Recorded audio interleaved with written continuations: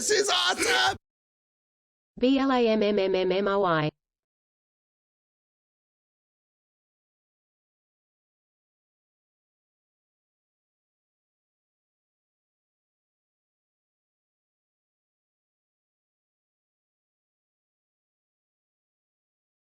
This is awesome! BLAMMMMMOI. Last week, we were treated to a masterclass of sports car racing between German Nicholas Laubisch and Briton Christian Challenger. They were the stars of the Sebring Raceway in Florida, but how can we forget about Seth Rawls, who overcame so much adversity to win in the AM category last week? As hello, everyone. Welcome here to live coverage of the Penguin RC Simulation Sports Car Challenge presented by Nitro Circus. Here on Nitro Circus Twitch, we are at the 90SomethingStudios Grand Prix of New York in Watkins Glen. As it's Josh Mertz, Mike Berry, Victor Vallee in the production truck, and Charley Daniels in Twitch land. And Mike, weren't we treated to a wonderful race last week? Oh man, that's one of the best races I've ever seen in sports cars. I mean, just so much action going around all the way around the track, from the front to the back to the middle. It was truly a treat for all of us. As tonight, I'm taking a look and seeing how many cars we've got here. In practice, there was, I want to say, about 20 cars. We'll have to take a look and see. But our format for today's race, we get confirmation 21 cars. So 15-minute sprint race once we get through this qualifying session. The top 8 will be inverted at the end of that for the feature race, 45 minutes. So Watkins Glen was the first track that the then GT Americas was ran on, I want to say, about a year ago now almost. And track very tricky to get right. Obviously, we're in the GT3 cars.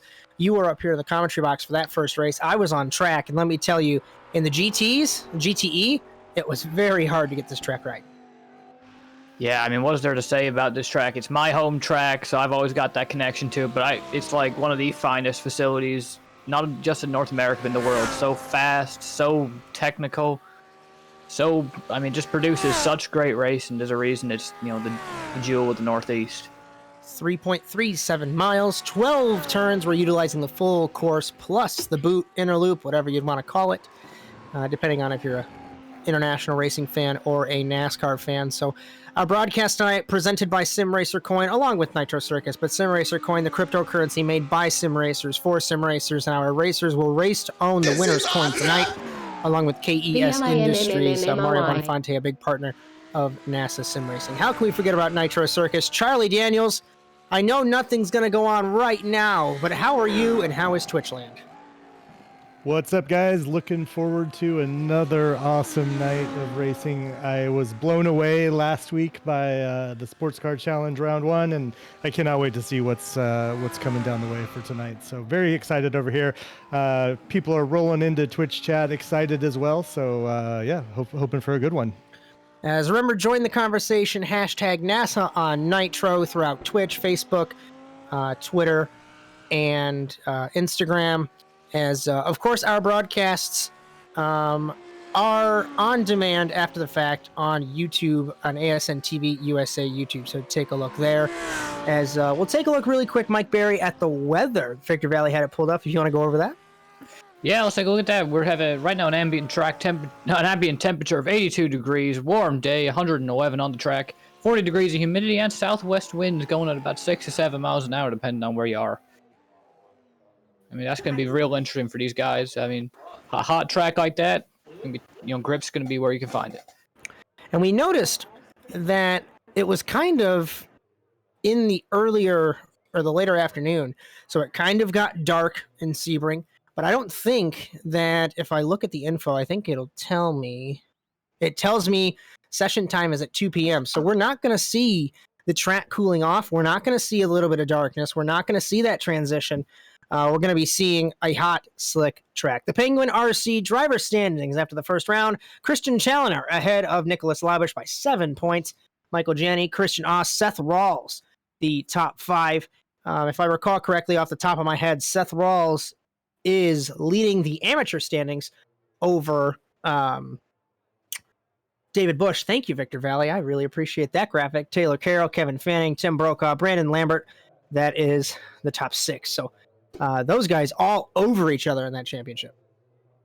Yeah, it's going to be a really interesting battle. I know we're only one race in, but hey, I mean, if this continues and we have this as tight, then coming down to the final race of the season, which I believe is at... Hold on, I'll get it. Ooh. The final race is in Sonoma. So another NASCAR track, actually. So yeah, I mean, we're going to be having such a great battle, especially the track like that. The KES Industries Constructors Championship. Fiercely Forward Spark Virtual Racing at MPR Spark, Matco Tools, and Sequential Sim Sport Academy. A minute left here in qualifying, and Michael Janney, defending champion, out ahead of Nicholas Laubish and Christian Challoner, also the defending champion. If you're brand new here to NASA Sim Racing, this series used to be GT Americas. We ran 2 completely separate classes last season, so that's why, essentially, we have 2 defending champions. Ray Kingsbury, the inaugural champion, in 4th. He's a second off the pace here, Mike, as the top 3 are 3/10 apart. Kingsbury, a further 7/10 behind Challoner. Yeah, sadly, this doesn't really surprise me. I mean, just like if we're basing off of last week, I mean, Janney, Laubish, and Challoner were in a league of their own. Kingsbury's a great talent and a good guy, but I don't know if anybody is really going to have the speed to compete with those 3. I think there are, if we're going like to make some more NASCAR references, those are our Kyle Busch, those are our Busch, Harvicks, and Truexes there. As I will let Charlie Daniels get to this program note here in a minute, but we'll keep an eye on the Nitro Circus Twitch on Wednesday. The Sim Racer Coin NASA Rallycross Challenge presented by Nitro Circus and powered by the Automotive Sports Network. So join myself, Cody Erdman, Victor Vallee there at 9 p.m. Eastern Time. As we begin to grid up for the heat race, I'll let Charlie Daniels go over the time slot for the Nitro Circus League. Breaking news on the Nitro Circus League front, guys. We will not have a stream for Nitro Circus League tomorrow night. Instead, we're running the IRX official IRX events for iRacing tomorrow night. So that'll kick off at, I believe, 4 p.m. Pacific time, 7 p.m. Eastern time. But I'm going to get a fact check on that between races here and come back with it. But yeah, so tomorrow our stream will be the IRX events, not Nitro Circus League. But we're going to get a couple races set up for the league so you guys can compete off stream on that.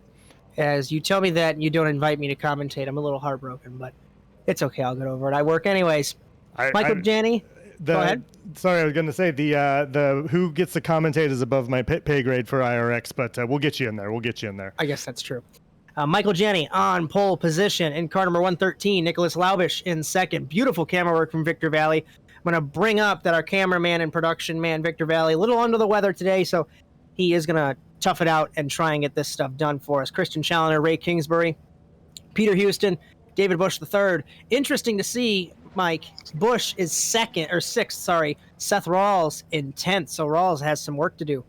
Yeah, he's going to have a bit of a hill to climb here, but I think, we've seen some talent from Rawls last week, especially in the amazing drive he had defending, holding on to, what was it, fourth? Well, overall in the AM category.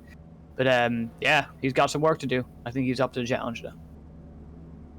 I just can't get over this camera and how beautiful this camera work is here at Watkins Glen.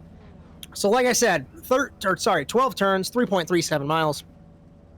Hotspot's going to be turn 1, the bus stop, and the boot. And I know in the GTEs, the final corner was pretty much flat out. I don't know about the GT3s. I haven't driven those. But if my knowledge, like I said in the open, is any indication, this is going to be a fantastic race. Yeah, indeed. Let's take a look at the track real quick for anybody who's not maybe 100%, familiar with it. See everybody right now, they're heading into that turn 1, a huge drop there. Super interesting, hard to get right in a great passing zone. Now you just see, I think we're following Michael Janney here as you go through the S's.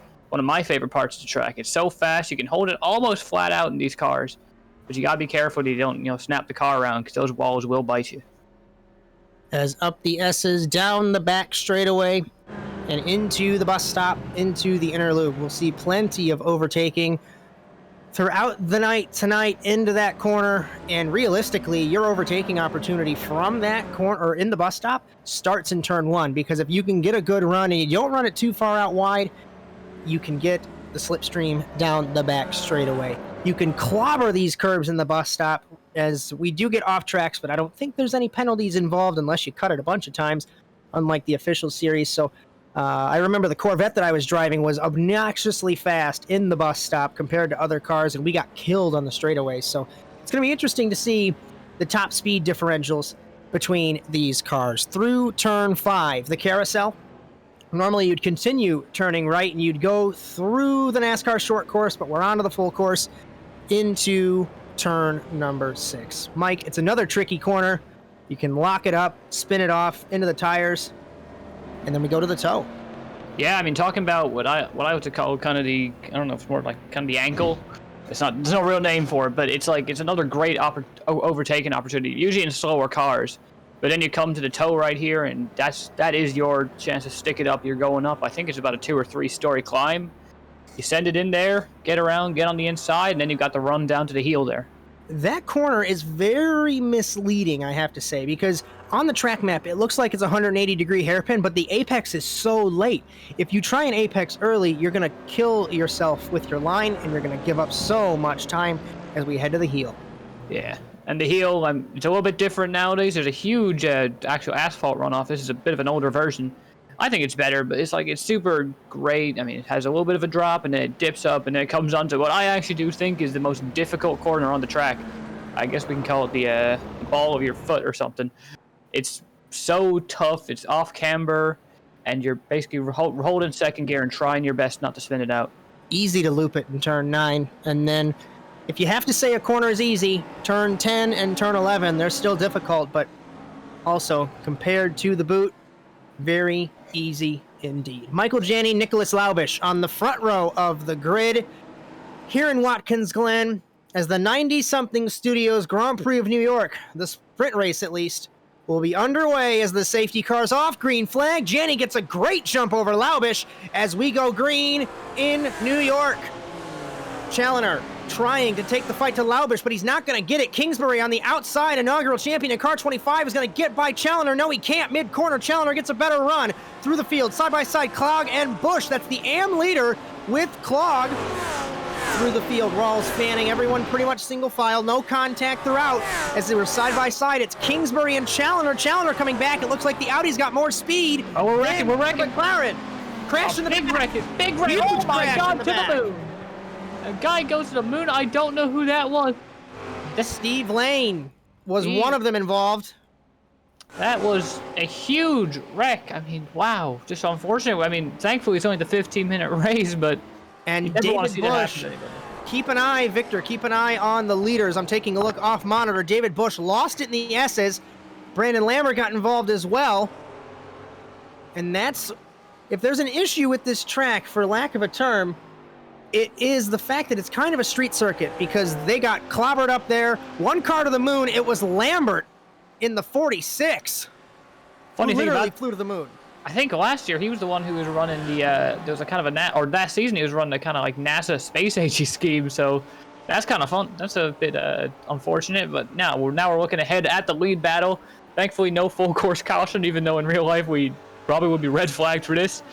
To see now Janney and Laubish just bring the challenge, or Laubish trying to bring the challenge to Janney, I'm still kind of like in shock over that wreck there. Steve Lane, I'm looking in the pit lane here. Steve Lane was involved in that accident. He was way back in the back of the field, but he was in front of his teammate Tim Brokaw.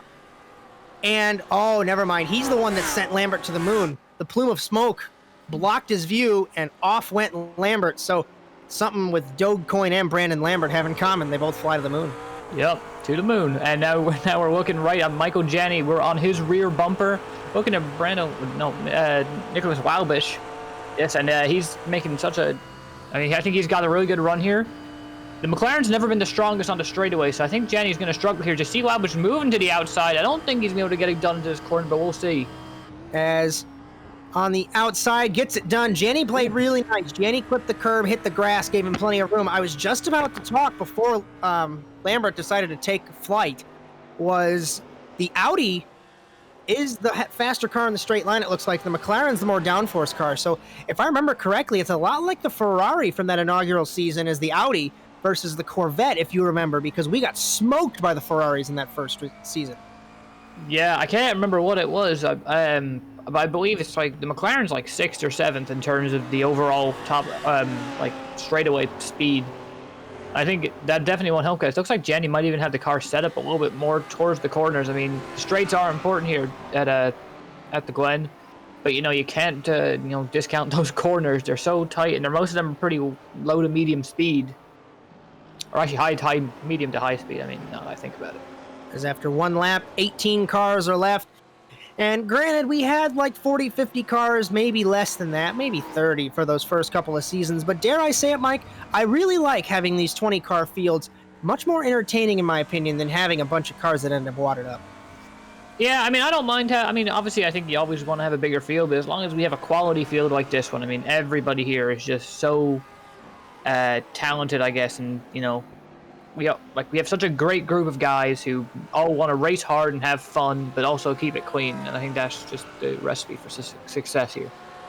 As we take a look at lap times, Laubish was half a second up on Michael Janney that last time around. Challenger was pretty much equal to Laubish. He was a 10th down, but those two are faster than Janney. It's got to be down to the straight line speed of the Audi here in the bus stop. Yeah, I mean, Jenny's definitely getting helped here by the toe. He had that all the way down from turn 1 to the inner loop, coming through that carousel. That carousel is such a misleading corner just because the outside of it is like, the camber of it is completely different. So if you even look at it the wrong way, you will go. So it looks like, I'm taking a look here in the back of the field, looks like Kieran Forrest, I think he missed the start in the 44. No, he did make the start. But I don't know why he dropped back. I'll have to try and take a look here. If you can take a look at the main call. I'm taking a look at the field in the back here. Yeah, and we're watching them now as they're coming towards that ankle here. Nicholas, the heel here. You see him kind of trying his best to hold off Jenny. I mean, Jenny definitely has the advantage in the boot. We'll see what he can do, though. I mean, I don't know if Jenny's going to actually be able to complete the pass, especially with the threaded Christian Challenger behind him. Now they're coming into turns. There's turn 10 there. Then turn 11 will complete a lap around here. I mean, I think if he's got any chance, Jenny's going to have to make an adjustment. Maybe take some downforce away. As I took a look off monitor, Nate Stewart spun in the toe, and then Kieran Forrest actually spun exiting turn 10. That's another hot spot. He clipped the right rear onto the dirt. As I was wondering, I knew Forrest made it through that wreck, and he was way up there in the midfield. But another tricky thing to get right is not clipping the grass. And you mentioned in the open about how this scan is kind of inaccurate. I agree with you that I like it because it's more punishing, for lack of a term. Because when you drop your wheel onto the gravel or the grass, you're going to loop it instead of driving off on the tarmac. Yeah, I mean, we've seen kind of the results of all the tarmac on the track now. It's you ever look at a NASCAR race, especially when you come off of the carousel, they would normally go into a short circuit. That grass that's on the left side of your screen there, that's all asphalt now, and you have guys stretching all the way out basically to the wall in order to gain as much speed as possible, especially in such a heavy car that doesn't really turn that well. Reminds me of the final couple of corners at Circuit of the Americas for the IndyCar race when they drove off into another zip code and they thought it was okay with track limits. Sorry, I'm a stickler with that. So while we have a minute, we will try and get Charley Daniels to get engaged with our Twitch chat here. As top two, we're not really missing much. Hey guys, yeah, the Twitch chat is lively once again this morning, or this evening, whatever the time of day is, doesn't matter. I mean, you're not wrong. You're not wrong. The Australians in chat, it's the morning for them, I believe, right? I don't know.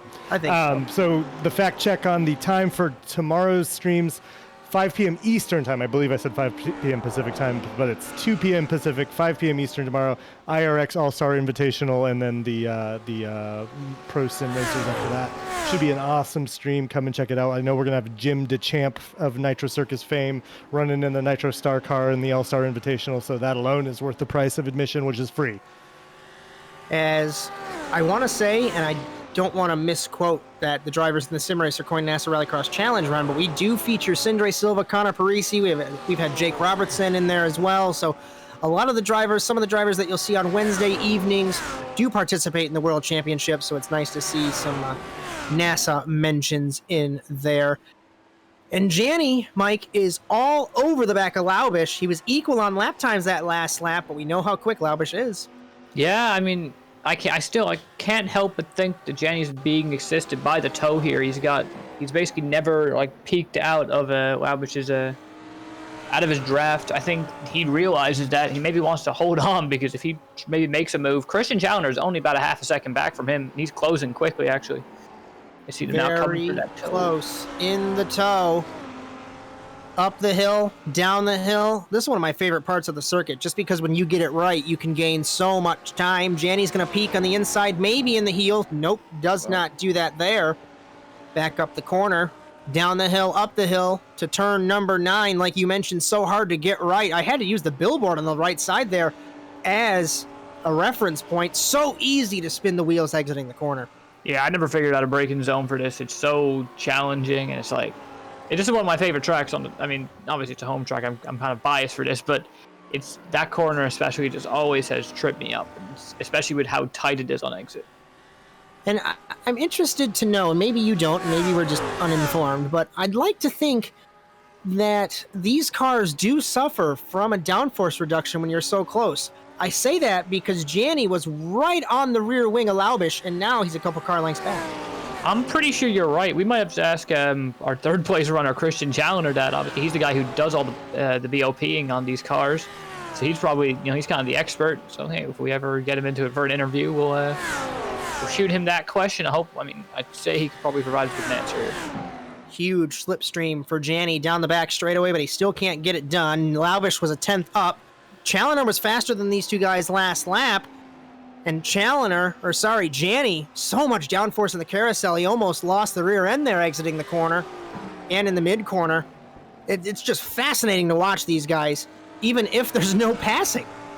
Yeah, I mean, it's like, that's the thing, is like, and this is a criticism I've had with a lot of, like, for non-NASCAR stuff. It's like, I don't like plate racing just because they basically equate, like, lead changes to good racing. This is good racing right here. I mean, it's like, yeah, there's no passing happening, but you're watching for strategies, and you're trying to see, like, when guys will make moves. You're not just riding around in a 10-car long line trying not to wreck and hoping to get to the front. If you can keep an eye on the front here, as I don't pay attention to the graphics, and I really should have. Off track there. Be real careful. Here you go. Christian Challoner looking to the outside. Maybe, no, he's going to hold off on it. Let's see what Janny can do. Maybe get back to Laubish's rear bumper. I only bring it up to interrupt you for just a moment because Ray Kingsbury has fallen from 4th. He's been gone from that spot for quite some time. I don't know why he did. It said he was in 4th the last lap. Let me try and take another look here. Oh, he lost it in turn 7, right entering the boot, overcorrected in that Spark LLM car. So our inaugural champion not having the best of days. So Peter Houston. He's only running the 8th right now, so I mean, let's... He does get the inversion. I forgot about that one, so sorry about that one. I forgot about that. Yeah, it's going to be a battle between him and his brother, Matt Kingsbury, to see who gets the inversion. Christian Ost obviously maybe wanted to sandbag a little bit to get back there. But yeah, you can see the two Kingsbury brothers right there duking it out. You remember the last time that these two came together, it was in NASA Rallycross in Charlotte, and they crashed going for the LCQ transfer spot.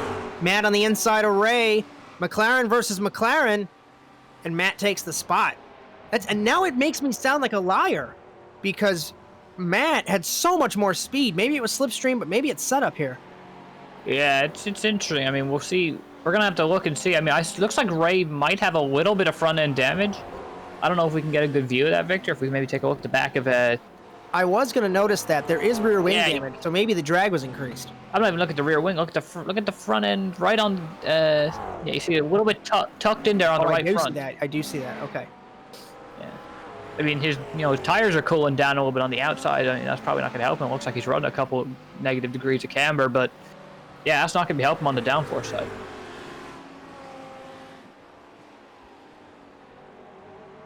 As our producer kindly reminds us, these guys no longer teammates. They're brothers. They got the brotherly rivalry, and they have the I'm not your teammate rivalry. And this is going to be for the inversion spot as we hit 2.5 minutes left to go. Up front, these three are still under a blanket.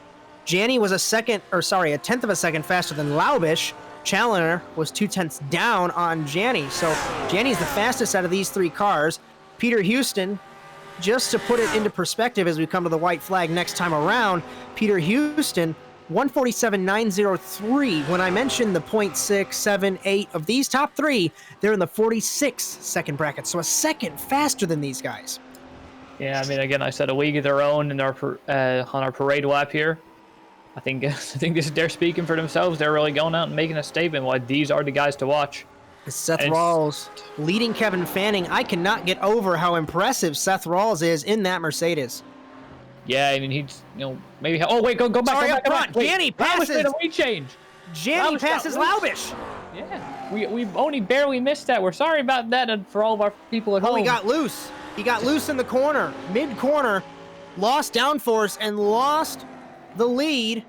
So now we'll see if Challenger will take the fight to Laubish. This is the first mistake that I've seen Laubish make in the last 2 weeks. Yeah, it's Janny now in the 13 defending. Yeah, now we're going to take a look back at the live feed here. You have Janny. Can he hold off for one more lap? He has 2 angry Audis right behind him. Currently, World War II rematch. We have the Germans chasing down an American driving a British car. Let's see what they do when they come to one to go here. As we come to the white flag here in Watkins Glen for the 90SomethingStudios Grand Prix sprint race. Janny, defending champion, ahead of Nicholas Laubish and Christian Challenger.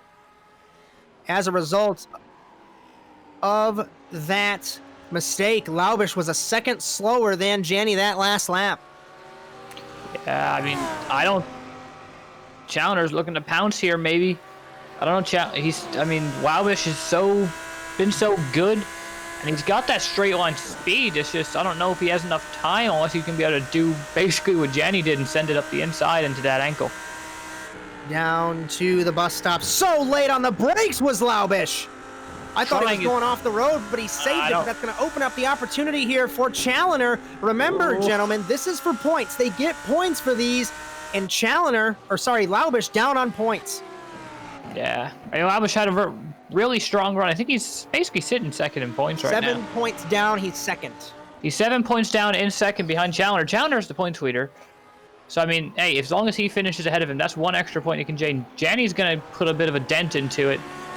But, yeah, Laubish just needs to do his best to maybe get by Janny. I don't think he's going to do it now. He's got about 7/10 distance between the two of them. So the sprint points goes 10 for the winner, 7 for second, 6th for third. So this is going to be crucial for Janny. He's 16 down on Challenger, so that immediately puts him a 1/4 of the way to the points lead. And let's definitely not forget, Michael Janny, he had a really tough beginning to last season. So I don't think this is going to really, having this tough of a start is going to hurt him, especially because it's not nearly as bad as before. And I see him coming off the final corner. Michael Janny overcomes the German brigade of the Audis to win the sprint race here in Watkins Glen, New York. Ahead of Laubish, Challenger. Houston is spun from 4th. Oh, that's unfortunate. Here comes Seth Rawls. No, he's good. He's got it. Good on fuel. He comes home in 4th ahead of Fanning, Ost, and Munoz gets put into the transfer spot or the inversion spot because what happened to Ray Kingsbury? Kingsbury spun again.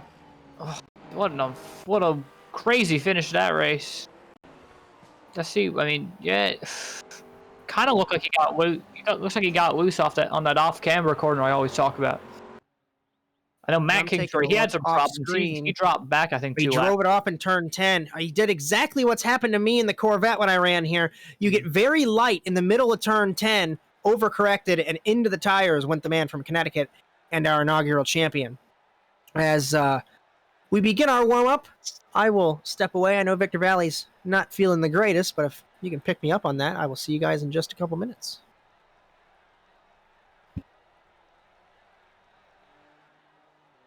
I was gonna say that I am not feeling the greatest. And say instead of a warm-up show today, I think. Say I don't know what you guys think about this one, but I think we might have an encore presentation of last week's Sebring sprint race, which was so good. I think that would be the move. But first, we'll throw it over to Charley Daniels to see what's going on in Twitchland right now. What's up, Victor? Hopefully you're feeling better, buddy. But everyone's stoked in chat today. I got a few Fanning fans out there who are a little bummed at the end of that. But overall, everyone's having a good time. I saw some people rooting for Janny Challoner. Who else? We got Peter is Fanning, right? Is it Peter Houston? You have Houston, Kevin okay. Fanning. So So there's a Fanning lot and of good Houston drivers both out have there. fans in chat, and it's fun to see everyone rolling out and rooting for their drivers. So if you're out there, let's hear it. If you're rooting for anyone in particular, let us know. Back to Really you, super Victor. fast. Sorry to interrupt you, Charlie. Real super fast. I don't want to throw Chad Irvine on the spot, but he has popped up in the commentary box. I'd like to think maybe he is going to help us out. I heard you guys might need a hand up here in the commentary cube, so let's have some fun, boys. What a great sprint race we saw. Yeah, absolutely, man. It was a pretty good show, and I've been doing the camera work, so I haven't really had a chance to soak it all in. But I know somebody who has, and that would be our color commentator, Mike Berry. Mike, so you saw a pretty good show, didn't you? Unless he died. 'Cause He's probably taking a break as well. But I Yeah. mean, I can kind of handle things from here, Victor. I know you're not feeling so great, but I've been watching here from Twitchland and interact with everybody in chat along with Charlie, and I mean everybody in the chat is super excited about this kind of racing, and what an incredible race that we just saw. Those front three battling the entire time. They just put on a great show. Charlie, what were your thoughts on that one, man? I know that you were kind of watching Twitch feed as well as trying to enjoy the race, but man, it's been a great show the first couple weeks so far. I agreed with Mike fully that, good racing isn't always what you might expect it is. The more of this stuff I get to see, the more excited I am by the tactics, the gamesmanship, the making the move at the right time, timing the laps and figuring out when's the right moment.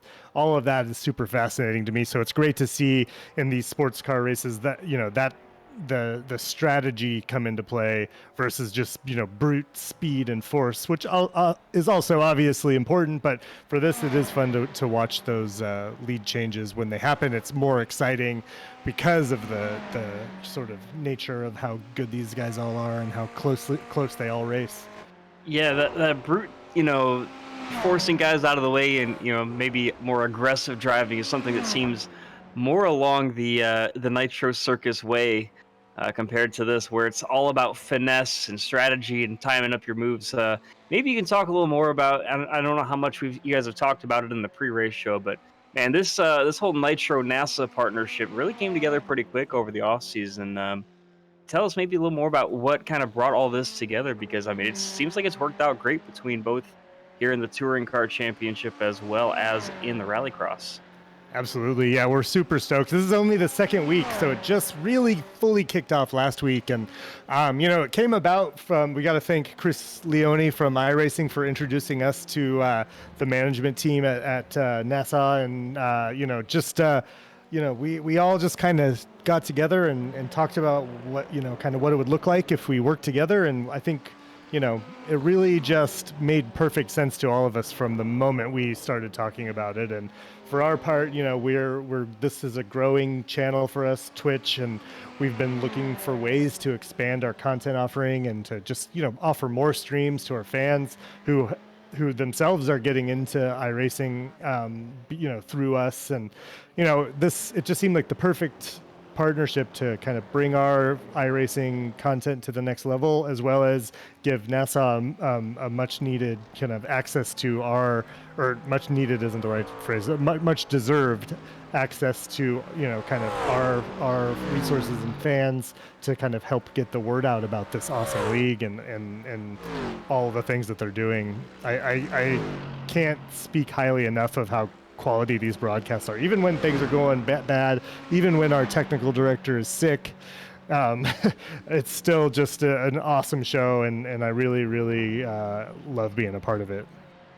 Yeah, it's so much fun to watch these guys. I'm kind of looking at the Twitch chat as well. I know that's more of your job, but Liquid Wrench over in the chat talking about, can setup make that big of a difference? Absolutely. You'll see some of these guys running high downforce, some of them running low downforce, and the difference between that is where your car is going to be faster. If you're running high downforce in these cars, you're going to be able to make the move in the corners under braking and kind of get the car to stay, trying to basically set your guy up, set up the move, and kind of do it in the corners. Meanwhile, if you're running low downforce, you're very aerodynamic. You have a much better advantage in the slipstream. And what that does for you is coming down the long straightaways. There's plenty of them here at Watkins Glen where you're just full throttle the entire straightaway. With that, you can make much bigger moves, and from even further back, you get more of a slipstream advantage, so you can take advantage at a track here like Watkins Glen, because yes, there's some tight corners and some elevation changes, but man, you can trim all the downforce out of it and just go real fast behind guys. That's great insight. These are the types of things I'm learning as we go as well, and I'm just fascinated to hear all the insights from all of you who are, have been around this stuff and been doing it for so long. It's cool to hear, I love being a gamer from my early days. I love competitive games that are well balanced and kind of where skill level creates the ceiling for how good you can be at it.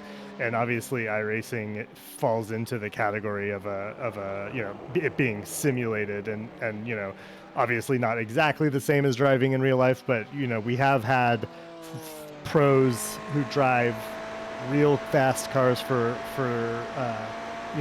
in real life races for a living, who have said that the technique involved in iRacing is very similar to real life racing, and it doesn't necessarily a one-to-one translation, but it's really cool to see these kind of pro sim racers and super good sim racers show their stuff. Yeah, I've seen quite a few professional, whether it's guys from NASCAR or IndyCar. I raced against some Indy Pro 2000 drivers last week. I mean, the guys that race in real life are here on iRacing, but going back to this, this whole thing about, it being competitive, but also being a game. That's a big thing here for us over in the NASA side of things, just because the rallycross stuff, I think, Josh, if you're here, you can correct me. This is 20-something seasons of our rallycross challenge that we've been running, and it started all the way back on NASCAR Racing 2003 with a bunch of mods to that. There's broadcasts out there from it, and I mean, that just shows the kind of community that this has kind of grown from. With it used to be 6 guys on a Wednesday night, just running a modified version of NASCAR racing, and now it's partnered with Nitro Circus. We've got the whole gang and a bunch of Nitro guys running in it, and the sponsorships and how it's grown over time has just been incredible. And we can't thank you guys over here at Nitro enough for bringing on that partnership. As 23 seasons, that's what we started last week in the Sim Racer Coin NASA Rallycross Challenge. So I guess I'll come back a little bit earlier than I expected. So Chad Irvine, thank you so much for joining us for these couple minutes. You're more than welcome, of course, to hang out or go back to Twitch land or whatever you would like to do. But 23 seasons, 9 years, and I mention it pretty much on every show. It started, like you said, it was just 6 of us having fun on, then it was Sunday nights, and then it just has grown into this, and so many sponsors, so many drivers, so many partnerships that have been developed, and to get this result, I mean, I sit here and I really can't believe what I'm even looking at. And to some people, yeah, it's just a video game, but for another group of people, this is their life. And not to open up like the can of worms for my life, but I'd like to think that this is an integral part, and that's why for those of you that know me relatively well, I would fight through the 6 cars, through the 5 cars, and I said, there's going to be a better time, and there's going to be a better side to this, and I think we finally, of course, achieved that. And something I have to mention here real quick, I know we were talking about professional race car drivers on iRacing, and something interesting actually happened today for one of our drivers, Nate Stewart. He was actually running with Michael McDowell, the 2021 Daytona 500 champion, in a dirt sprint car race of all things.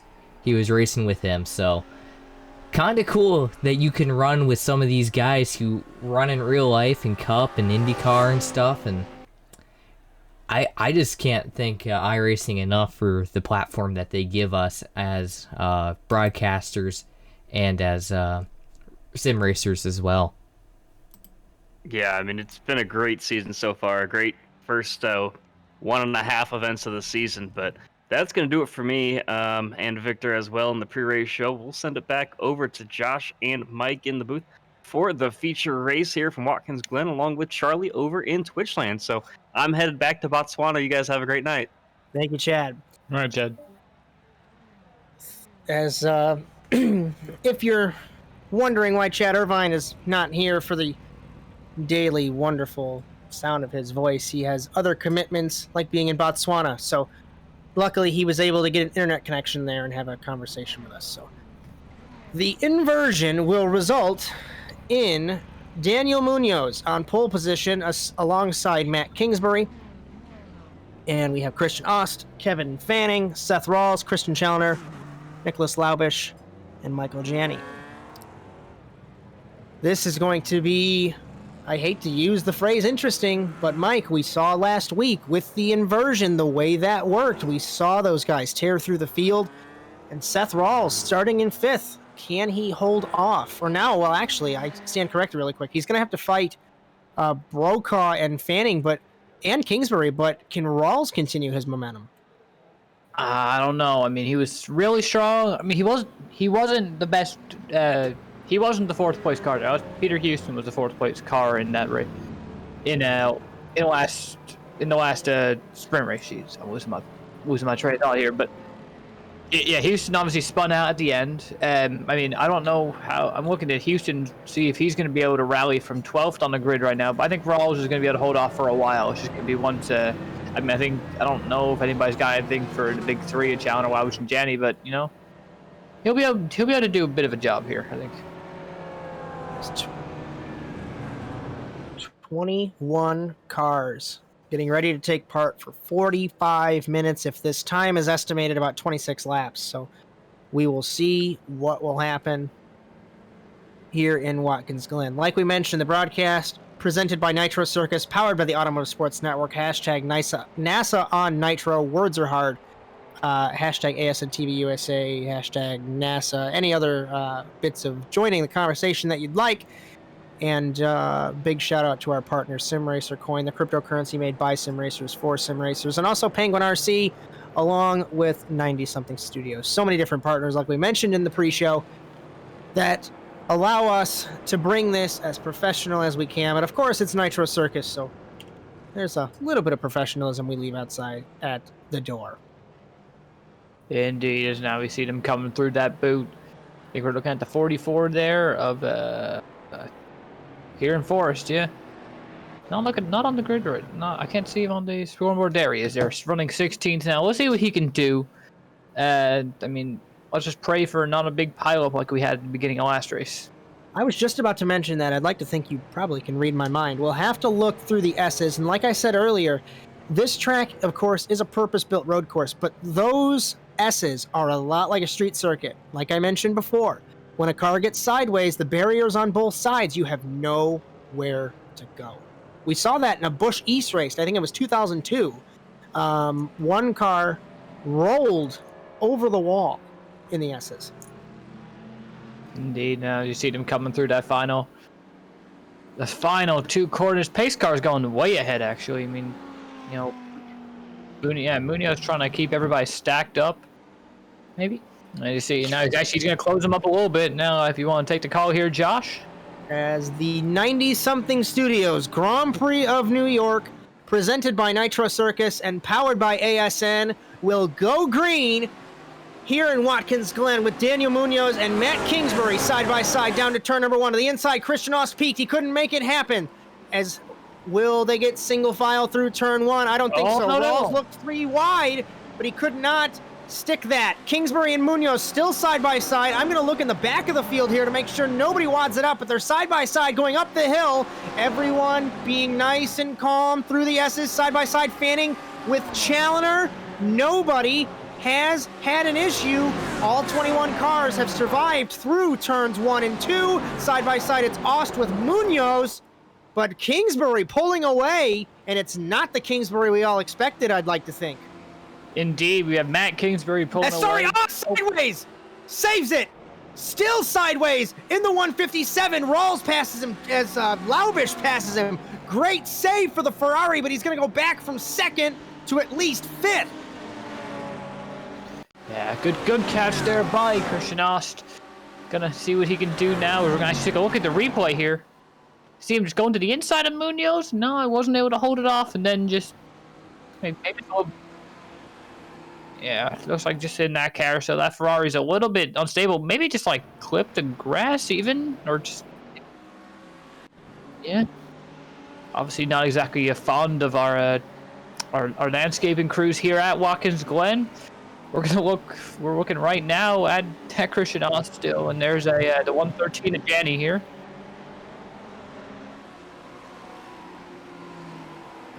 As Laubish and Challoner have gained a couple position. Ost battling with Janney. Janney in the 113 side by side through the final corner. Matt Kingsbury leads at the end of the first lap ahead of Munoz. This is crucial for Kingsbury. He has a car and a huge gap between his rival Seth Rawls for the amateur win here. But you have the two fastest cars, make them three, right behind Seth Rawls. Side by side, it's Houston with Brian Zone. That's for 8th position. Side by side in the back of the field here, it was Brokaw with Busch the third, Lambert, Schofield, and Stewart battling as well. And I'm interested to see Laubish on the outside of Rawls. The Audis have so much more speed than the Mercedes, and they both clear him. I thought maybe that we were going to see Rawls hold up those two, but make me a liar. Yeah, and you see him now. It's like there's Seth Rawls actually doing a very decent job of holding off to the back of a Challoner. Yeah, having a little bit of connection issues there. Hopefully those get resolved. I mean, he's not our AM class leader right now. I believe that belongs to Matt Kingsbury. Our overall leader, yes sir, Matt Kingsbury. Yeah, not very often you get to see an AM class leader holding on to it. Daniel Munoz. Carlos Munoz is an IndyCar driver. Sorry about that, Daniel. But yeah, you see, he's our pro class leader. One of the first times someone who is not named Nicholas, Michael, or Christian holding on to that lead. Let's see if he's gonna be able to hold on to it though. Because Janney was 2 seconds slower. Granted, it was on lap 1. He was 2 seconds slower than those guys. We'll have to see when the lap times refresh here. 53.8, 54.3 through the final couple of corners here, Mike. We have to see. We know the McLaren has the downforce. Let's see when these lap times rotate. I'm looking at Kingsbury, 47.6, 47.5 for Munoz, 47.3 for Laubish, 47.4 for Challoner, 49.1 for Rawls, and 47.6 for Janney. So he's going to have to get rid of Rawls if he wants to keep an eye on these top two. Yeah, and I think that's going to be tough. Again, we already talked about how the McLaren is not the fastest in the straight line. The Mercedes isn't too far, isn't much better, but I think it's just by that slightest of margins. We're going to see looking all the way Battle back. For the lead. Munoz and Kingsbury make contact at the bus stop. And the man from Connecticut off the track. And I have the voice chat muted, but I know Matt is going to be furious in the 21. And for the second week in a row, Munoz involved in an accident. He sent it on the inside. Ugh. I don't want to make the call, of course, on a live show. We'll leave that for the stewards, but I don't know. I think that was too early if I have to make my own opinion. Yeah, I think a very aggressive move by Munoz. Let's see if Munoz is going to pay off. He had it, but it's just a matter of that's something where I don't know. You could call it either way. I think he probably could have turned in a little bit more into the corner. He definitely left it a little bit straighter than he had to. And now we're looking at Laubish. He might be able to take this position away from Munoz. Let's see who's gonna surrender. So the Panamanian driver ahead of the German. And you know how I hate to break the fourth wall, but Panama versus Germany, that's a decent distance away. We saw Munoz have netcode issues with most of those accidents last week in Sebring. So if I was Laubish or Challoner's from Britain. So, I mean, we got 3 completely different countries represented. Challenger is not Victor Vallee. I mailed his plaque, and he lives in Great Britain, so I have to roast you there. So, it's going to be interesting to see 3 completely different countries. Then you have the U.S. represented in 4th with Janny. So, and Christian Ost, I believe, is from.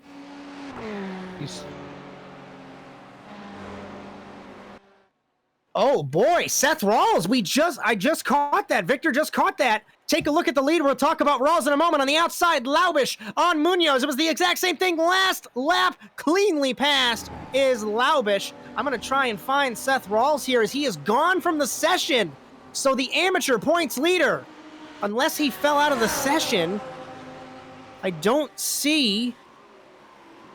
Oh, I think he had connection issues. He probably fell out because he was perfectly driving and then he was gone. So I think that's really unfortunate. He was our AM class. Yeah, Seth Rawls' received throughput fell to unacceptable level, and that's the worst thing that can happen in a sim race because, for those of you that are new, when that happens, you'll hear the term from veterans, you fell out of the server, you have to restart from pit lane, and you're back in the last place. Yeah, I mean, the only person I think he's going to be competing with is Matt Kingsbury, who is currently also a lap down. I think that's more out of anger than having... He might have parked it out of frustration. He probably could have gotten that car fixed and gone out, but I don't blame him. Kingsbury has parked it. He's in the pit lane. Yeah, that's unfortunate. Now we see him coming down that little short chute there. We're not supposed to be biased. I am so heartbroken for Rawls. He had such a great race. He has reconnected to the session. Maybe he can get back in with... Oh, no, they're coming off the final corner. He's going to be lapped. Oh, I'm just heartbroken. I'm heartbroken for Seth Rawls in the 125. Yeah, it's really unfortunate for him. Had such a a great guy. Just not exactly getting the best of luck. I mean, unfortunately, that's going to really put a dent into his points lead. I mean, I guess, unfortunate for his sake, but fortunate for us. I mean, sim racing is, of course, sim racing. It's not going to be the same as real life racing, like Charlie said in our open. But you have to have some form of issue. So there's not really issues with car failures as we take a look for the battle for second. It's Challenger versus Munoz. I'll get oh my God, Laubish around. Laubish off the track from the race lead. That's incredible. I mean, we got to take a look back at what happened. We know that Audi is notorious for being a little bit unstable. You see him just going over the curb wrong, man. This is huge for both championships then, because both championship leaders, granted we're only one race in, but both of them have had issues. Hopefully we can cut back up to live because Challenger's under pressure from Janny in the 113. I'll really quick get to my point because we have we have engine failures, gear failures in real life. You don't have that on iRacing. So you have to have the connection issues. You have the hardware issues like we've seen in Rallycross. Off the road is Challenger. But in a way, it makes this more realistic because you have those issues with the equipment just like you would in real life. Yeah, I mean, well, we're just going to see, it's just so unfortunate for Laubish. I mean, he was, obviously one of our top guys here. We're looking on board with Christian Challenger, who's leading the points right now, and he probably still will. I mean, Laubish is going to have to make a serious challenge here to get that position back. Seth Rawls has just fallen out of the server again, so unfortunately I think he might be parking the 125. While we have a moment, Charlie Daniels, Twitchland, what's up? We've got Liquid Wrench 72 with the resub tier 1, 4 months. Thank you so much. Cubecast, that's Chad Irvine there cheering 7 bits. Thank you so much for the bits there, Chad. And then Chris Mendel Jr., tier 1 sub gifted to Gecko. That is a sub going from New York City down to the east coast of Australia. On the outside, Challenger! Not to cut you off, I really didn't want to have to do that. Challenger got so close in the bus stop there. Continue, Charlie. Nope, that was it. Thanks for all the support, everyone, and back to you guys in the booth. See Challenger now making a move down into the ankle. He's going to get it. I think he's got it here. Side by side. Panama versus Great Britain. Munoz has his nose there. You know he won't give up. He's so aggressive there in the 07 to the inside. Jenny is getting into the equation here as well with Challenger, the defending AM champion. So the two defending champions. Challenger got a better run off of the toe here, Mike, down to the heel. And now you see them coming down that little short chute. Probably the second time I've used it for 2 different parts of the track, but here comes Challenger. Oh, he's not going to be able to get it, though. Looks like Gianni now is going to be threatening him. Daniel Munoz doing an excellent job here trying to hold him off. Let me tell you that this is such an exciting race, even if there is no passing, just like I said last week, and we still have 34 and a half minutes left to go. Christian Austin, Nicholas Laubish, 4th and 5th. We're not missing anything there. Leading the AM category, since all these pros have filtered in, Brian Sohn. Given the fact that Matt Kingsbury was involved in that wreck, Seth Rawls has fallen out, Brian Sohn is leading that class. Impressive run by Brian Sohn here. And just not a guy we really talk about that much. And he's actually, was it the second Ferrari right now? First in AM. The first one in AM. That's just good a run for him. That's a nice looking pace keeps going. And that is, I believe Brian Sohn is actually involved with Penguin RC. I don't want to misquote, but I'd like to think he's the founder or the runner. As we look up front, Challenger got close, couldn't make anything happen. But Brian Sohn, I want to mention again, like I mentioned, somehow involved with Penguin RC. Ray Kingsbury's going to kill me because I don't remember that. But big partner, obviously, presenting this series. Challenger got really close in the bus stop, Mike. But he couldn't get anything done. Yeah, it's going to be real tough here. You see him now. Munoz, honestly, I'm very impressed with how he's been able to Challenger to the inside here. Looking side by side.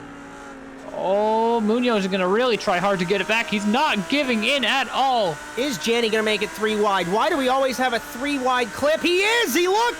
He got behind, words are hard, behind Challenger, thought better of it. Challenger trying to take the fight. It's an Audi versus a McLaren. Still side by side up the hill to turn 9. I think Munoz is going to be able to get it here. He's on the inside.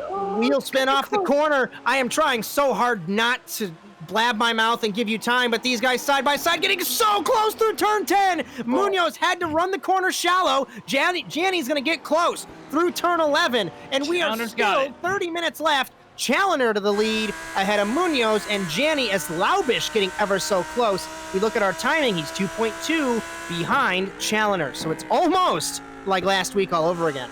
Yes, and let's not pretend. We've seen Munoz make some awesome moves, or some controversial moves into the bus stop here. Let's see what he does this time with the threat of Michael Gianni behind him. He does have that slipstream, that Audi that he's driving, that purple, not pink and kind of like white-blue. Really awesome pace scheme. Let's see how good it is. Huge run for Munoz down the back straightaway, side by side. Gianni looked as well into the bus stop. Challenger still holds it. He cut off Munoz. And those three, what a battle that we are having. Nicholas Laubish ran a 148 even. To translate that for everyone that's paying attention to these leaders, it was a 149 for basically all three of them last lap. Laubish cut a second off the gap. Oh, we could be looking at a 4-car battle here for the lead. Currently, Daniel Munoz trying to play spoiler here. Here comes Gianni making the move to the inside in the toe. Oh, but you see Munoz, he doesn't give in here. He's so good off that corner. Will he get that run down that... Off the road, Laubish in the 107. I was just about to say, Peter Houston in car number 4 is tailing the Audi, and now he moves into 4th.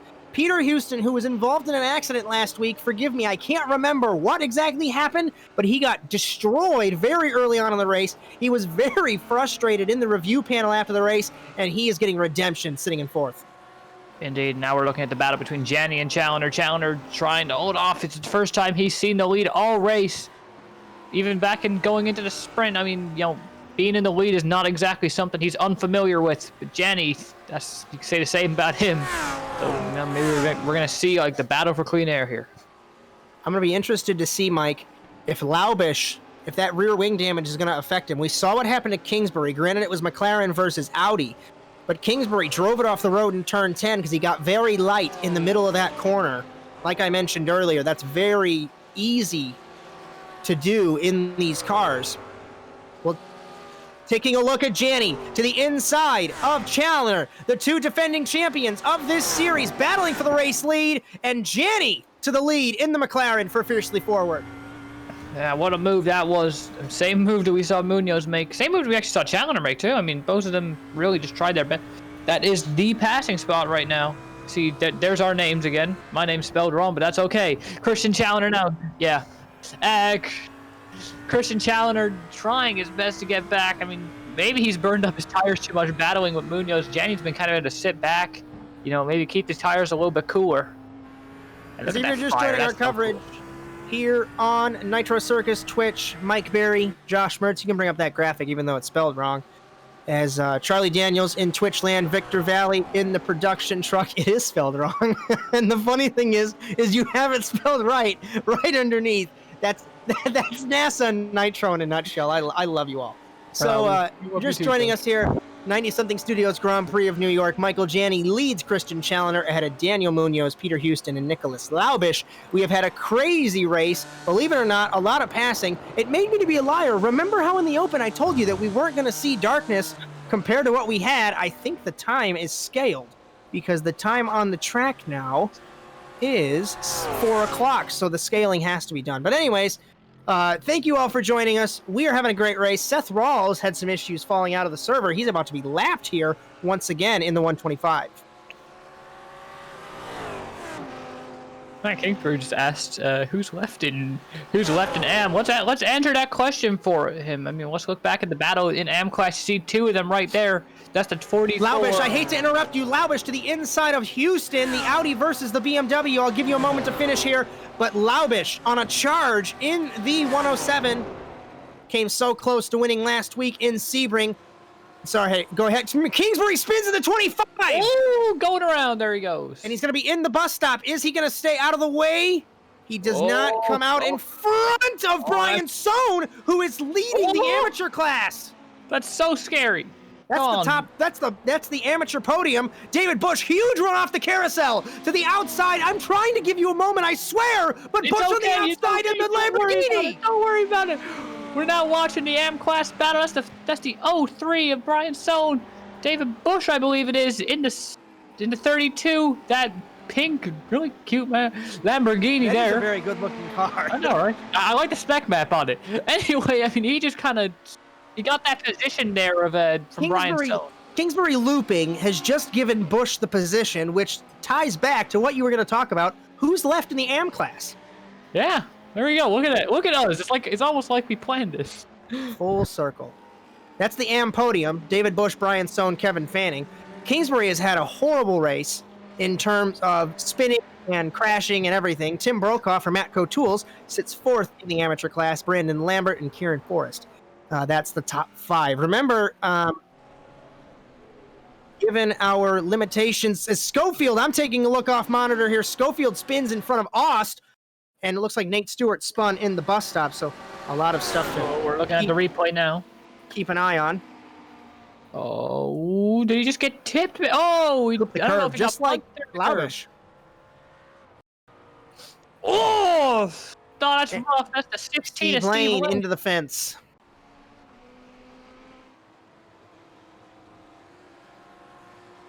What are you looking for at the battle for the lead right now? That's Janney and Challenger. I do want to make the comment that Seth Rawls is in the bus stop to let the field through. So good on you, Seth Rawls. Thank you for staying out of the way. Unfortunate that everything happened with that disconnect there. Yeah, he says college internet is just not great. So. As I do remember that, as I know he had issues last week, and he is at university, as the British drivers would say at least. So having some issues there. Okay. Not looking forward to it. Anyway, going into see on what the kind of flat part of the foot here into the toe. Maybe we'll call it the sole. Yeah, I'm just kind of naming every part of the track that doesn't have a name here. Because now we see Janney just trying to hold on, I guess. What is it, to the shin now? I don't know. That's more the shit. We'll call it the Achilles. Like the Achilles heel. Well, I mean, that does make sense, because isn't the Achilles heel a difficult thing? Yeah, so that's the hardest there we corner. go. See, we are making things up And it's as working. we go. It makes sense. Charlie Daniels, take us away from Mike Berry's wonderful naming conventions. What's going on in Twitchland? Out in Twitchland, they're having a similarly themed conversation about the difference between Kiwis and Aussies, and Chris Mandel Jr. has learned a valuable lesson today that Kiwis are not Aussies. It's two different countries. So important stuff happening in Twitch chat, and if you want to get involved, please jump in and say so. Back to you guys. I guess I can jump in real quick as well. I do have to mention, speaking of Kiwis, we have to... I guess on that theme, it's a good time to mention McLaughlin and Dixon this weekend. 2 Kiwis there, so... yeah, Kiwis showing the way in IndyCar right now, and... Josh, Chad Irvine saying you can't eat Aussies, you can't eat Kiwis. He is right. Yeah. He's not wrong. Unless you're a cannibal. Yeah, I mean, either. Yeah, I mean, you can eat both either way for a cannibal. That is true, guys. And thank you. So, thank you, Chad, for your very great interesting Chad's insight. wrong. We love you. Chad's wrong. Okay, Chad's wrong. Okay, I win. Everyone go home. All right, I'm cool with that. We'll see you guys next week. As Michael Janney continues to lead 0.6 of a second over Christian Challenger. They have pulled away from Daniel Munoz. Nicholas Laubish getting very close to Munoz in the 0.7. So the 107 versus the 0.7. Laubish deep on the brakes. Ooh, yeah, real deep there, just into the Achilles. I'm gonna keep calling it that. It's a great name. We see, I mean, Munoz. We've known he's kind of like our Ryan Newman.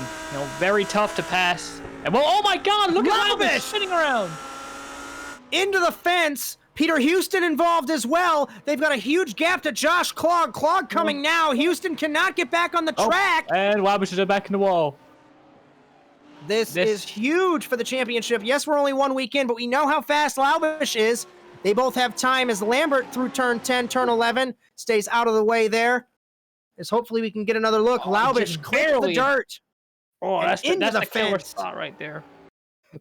And then just nowhere for Houston to go. Yeah, he's immediately going to pit. I think he got a meatball flag. So for those who are new to the iRacing service, meatball flag in the industry.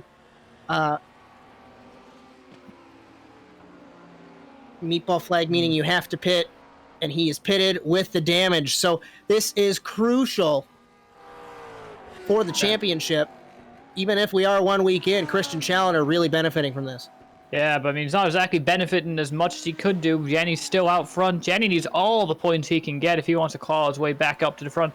Started on he won the last race, so he's closing in a lot more than I think he wouldn't hate.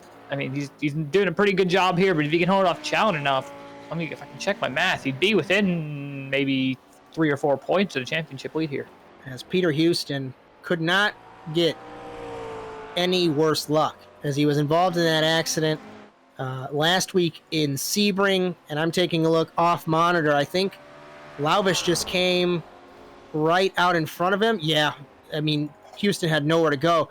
Laubish was spinning out of control, and Houston got on the binders, plowed right into him.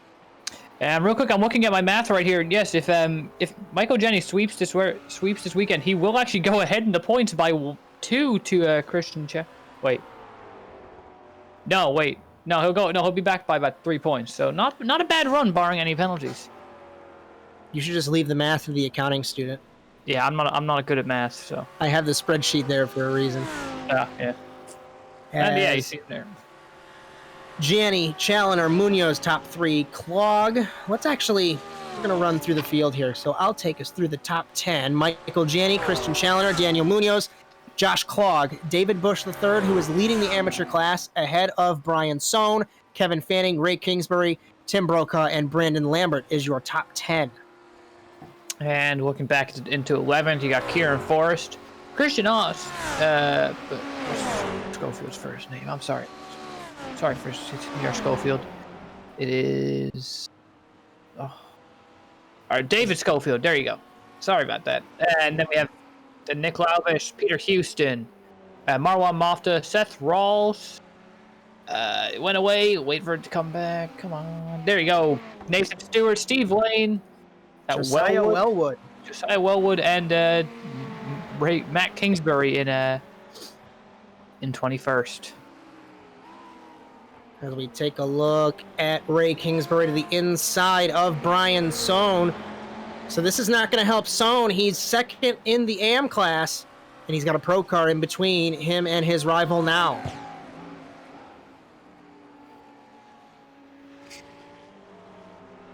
As I'll give you a quick update. Nate Stewart disconnected. Marwan Mofta fallen out of the server. Nicholas Laubish, client, has manually disconnected. So arguably the fastest car here, or one of the fastest cars out in Watkins Glen. And it's an unforgiving track. And I can tell you that we ran here in NASA once on NASCAR 2003. And granted, obviously, it was a modded version. But that turn 10 and 11, those curves, so hard to get right. And I believe that I ran it off the road there once. So even in a rally car, even in a GT car, still very hard to get right.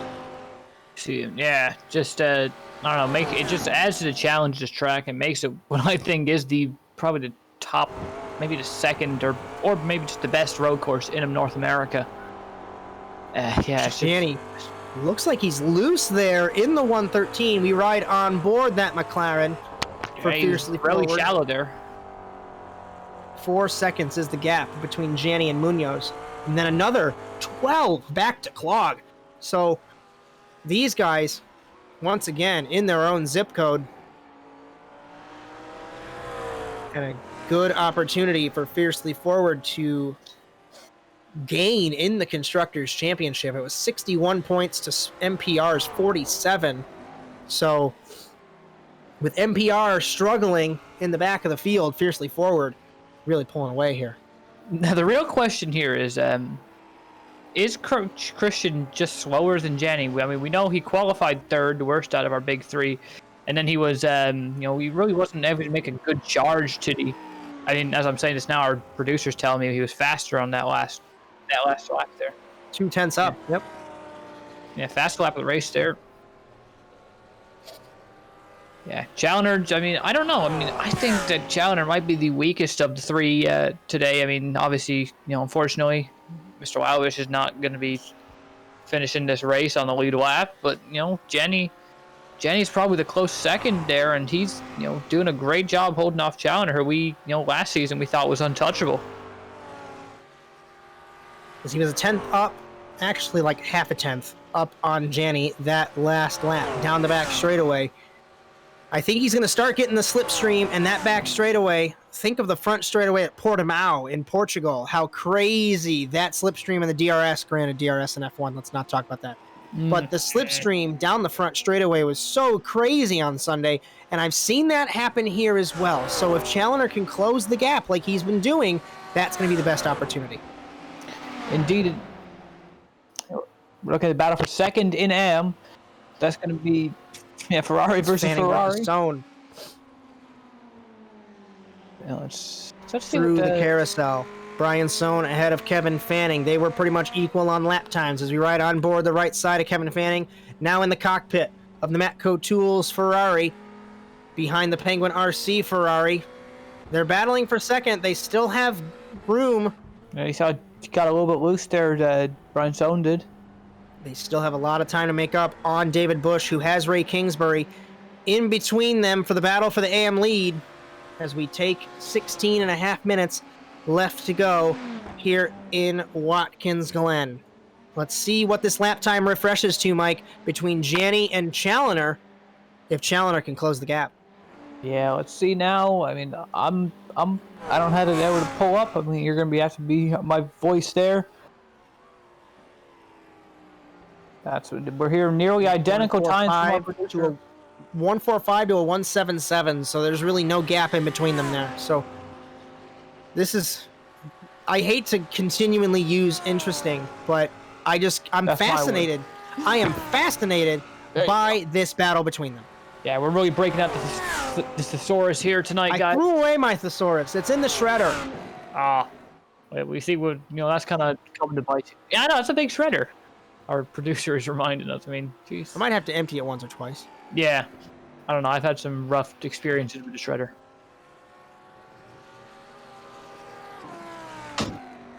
We enter the boot. Janney got really light on corner entry there. Challoner gripped up, exiting the corner. The gap is shrinking. It's 0.3 of a second, and we have Matt Kingsbury in the 21, back on track. Trying to do his best to make up maybe any laps he can. I mean, he is.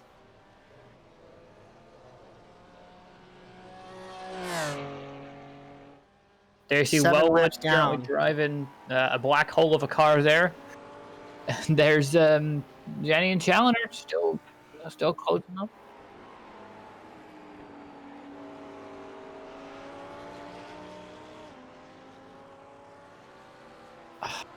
There are blue flags involved. So Matt Kingsbury, one of the most stubborn people that I know, and I thought that I was stubborn. So we'll see what the 21 will do. Janny leads Challenger. This gap is getting close. And now, Janny might get the slipstream off of Kingsbury. The gap, 0.2 up, Challenger was that last lap. He's getting ever so close. Fastest lap so far today, Mike, is a 1:46.917, and it's Christian Challenger. Yeah, I don't know. He was 2/10 closer on cross start finish line than he was the lap before. I don't know if he's going to stays out of the way. Yeah, Kingsbury moves out the way. That means that Janny has no drafting help. Here comes Challenger. Probably not going to make the move this time, but he's just going to set himself up. Look at him going through there, just great entry and exit, hitting the curb perfectly as it comes through a carousel. He had such a big strong slipstream down the back straightaway. He's getting ever so close, and I think it's going to happen in the next couple minutes, but we'll have to see if Janny can defend. Kingsbury again stayed out of the way. Daniel Munoz in third, so I don't want to predict anything to happen between them, but I'd like to think that Matt Kingsbury is not going to pull over for Munoz. We look at Clog and Kingsbury. These two former teammates, at least I think, or now they still are teammates. I stand corrected there. 25 and the 199. Different paint schemes between those cars, but they lost the numbers 1, 2, and 3 when Kingsbury was unable to defend his championship. And that was very unfortunate for them now, as you see basically McLaren's and a Lamborghini back there, which is the Mr. Busch. And there's the battle for second in M. I mean, they're actually closing up on the 32 there a little bit. I mean, we might have a 3-car battle for the win here. 146.649, 146.670. Janny was the 7-0. Challenger was the 4-9. Janny very wide in turn 1 over the dirt. He knows he's got to pick up the pace, and he is picking up the pace. We're getting to crunch time. 12.5 minutes. Popped up on voice chat, probably saying something naughty, as these two battling. Slipstream is Challenger against Janny. To the inside, Janny defends, going into the bus stop, down the back straightaway. This is for the overall lead, Mike. Side by side through the bus stop. No contact yet. Still very clean. Both squirrely through the bus stop, and Janny holds it. What a great defense there by Janny. Great move by Christian Challenger, getting it on the inside there. Now as they come into the boot, I mean, neither of these guys really have a right to be frustrated here. They both race shit are super clean. I guess Challenger is going to be now even more, incentivized to just really fight hard. Janny off the road, exiting in the corner. To the outside goes Challenger. Very twitchy on corner entry is Janny mid-corner, but he exits very well compared to Challenger. And see them coming down that flat foot there, and they're going to try their best into the sole coming into the heel here. Ooh, not going to be quite able to hold him off here. This is fascinating racing to watch, and hopefully chat is going crazy. We'll try and bring in Charley Daniels for one more time in a couple moments. But wow, this battle increasing. Matt Kingsbury's in front of Daniel Munoz. I'd like to expect something's going to happen there. Josh Clog and Kingsbury battling, Ray Kingsbury that is, for fourth. And while we have a moment, Charley Daniels, Twitchland, what's up for the final time? Just lots of people rooting on their drivers. We got lots of Janny fans in chat. Drive Dead 12 says, I already know Janny is loving this right now. So lots of fun going on in chat. And Janny goes wide. Looking forward to seeing how this closes out. Back to you guys. And it's hashtag NASA on Nitro, hashtag ASNTV USA. Be sure to join the conversation, not only in Twitch chat, but across the social platforms. As Christian Challenger getting the slipstream on Michael Janny down the back straightaway. 10.5 minutes left to go. Challenger is going to peek to the outside. Janny drifts to the outside to block him. Can't get it done. Ooh, it looked like Challenger was going to try and fake him out, go and hide that last time, get Janny to just, let his guard down. I fully expected a move on the outside, but Janny covered that move very efficiently. No. As we look at Kingsbury and Munoz, obviously these guys have history. They were battling for the lead. We'll have to see what will go on. Kingsbury and Clog battling for the fourth spot overall. And we look at the battle for the lead. between Janney and Challoner. No change between Munoz and Kingsbury. I'm fully expecting, maybe Munoz is backing off. His lap time 1:47. I think he might be expecting some form of retribution from Matt Kingsbury there. And we know the man from Connecticut, very aggressive. Battling for fourth. Clog and Kingsbury. Ray Kingsbury on the outside of Clog. Down the sole of the foot, down to the heel. We're not even there yet. We're actually like on the... That's turn 10 and 11 there. You see, oh, we're looking at the wrong one. There we go. We can see that battle in, there you go, Clog and Kingsbury trying their best. They come through the Achilles here. 9 minutes left to go in Watkins Glen. They're going to come up on Josiah Wellwood in the 41 in the car that doesn't have any front clip anymore on that BMW. It's his first race here this season, and I believe in NASA in general. So, car number 41, he's still on track. I'd like to say that's not a bad job at all. We're going to do it again. Challoner versus Janney. Wellwood's going to be there. It's going to be 1999 all over again with Schumacher in spot and Challoner to the race lead. Oh, that was super risky there, but I think it's going to pay off for him. Janney's going to have to try his best to get him back there. As they come to the carousel now. Challoner with a huge gap, and now we're looking back at Matt Kingsbury and Munoz. Just like what happened in Formula One, I'm correcting myself right now. I don't remember if it was 1999. I believe it was 1998. Wait, no.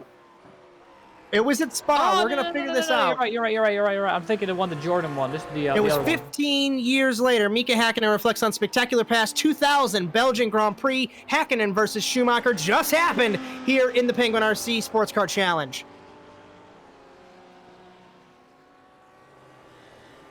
Headlight flash from Kingsbury. Oh, I don't know. Taking the high ground there. Going into the heel here.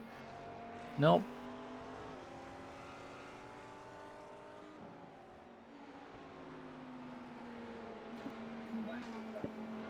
Challoner ahead of Janney. What a move. Down the back straightaway, but we know Janney, he's had the research for the last couple laps on defending. Now he's going to have the research, and he knows how Challoner passed him, and he's going to have the slipstream. So we'll see down the back straightaway. What a race here in Watkins Glen. Yes, we have 7 minutes left to go, but I can't get over how great these first two rounds have been. Indeed. I mean, we got to also keep in mind, Janney's car is a lot slower on the straight. I think he might have made a downforce adjustment in our warm-up here. But, I mean, they still can't really get over the problems that McLaren has here. But he's actually getting a great run as he comes down the back stretch here, going into the inner loop. Is he going to get it? I don't think so. He's going to hold off and wait for it. Loose through the bus stop. I was just about to comment. He was 0.8 down on Challoner that last lap. He clipped the curb, clipped the second curb, and it's made him lose a lot of ground. 0.9 of a second. He lost 0.2 in a matter of a second, or a millisecond there. As Janney, we take a look on the replay, trying to catch back up in that second bit of the curb, or the bus stop. He hit the curb and lost it. Yeah, let's take a look there. Ooh, just look at that. What an amazing save there. A lot of guys wouldn't be able to get that gathered up. That's just, look at the caliber of Michael Janney there. One of the best guys on the service, maybe. As we're going to do a quick update on our points leader in the AM class, who came in the AM class, Seth Rawls. As I was flicking through the field, Rawls has fallen out of the server twice. He came back. He's 4 laps down, but he's 14th. Never give up in sim racing, because you never know what's going to happen. And a real resiliency here for Seth Rawls. Just, I mean, a lot of guys can learn from him. He came back in, trying to salvage any points he can get. I mean, just a lot of props to him.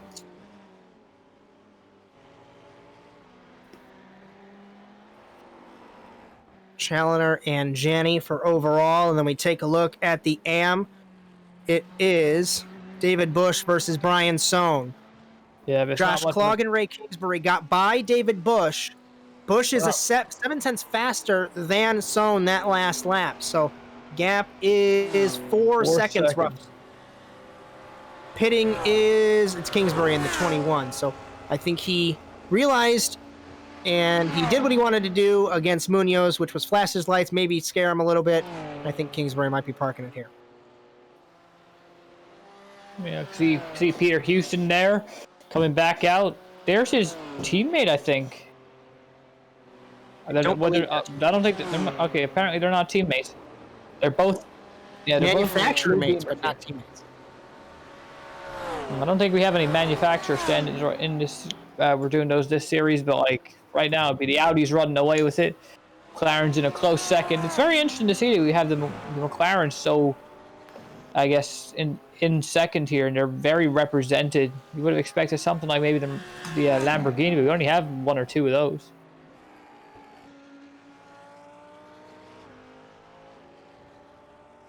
As the McLaren's got better downforce, but the Audi has better straight line speed. So it's interesting and it's nice to see the good balance of performance between these two cars. Yeah, let's not forget the guy who's doing that is leading this race right now. I shouldn't have mentioned that. He's hacking. Grip hacks, ban him. Oh, yeah. Yep. Yep. Absolutely.